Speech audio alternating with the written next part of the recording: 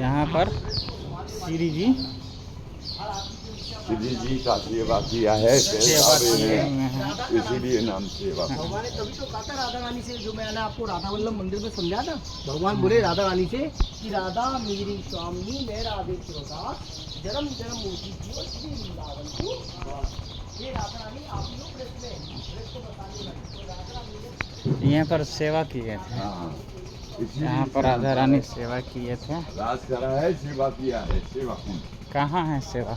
आगे बताओ। यही है। हाँ, ये राजमंडल है, राज करने की जगह।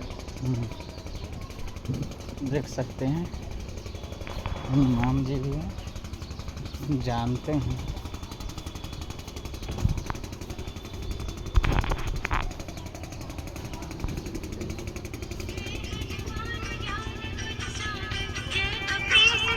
हाँ चलो, हाँ ओके जी बोलिए।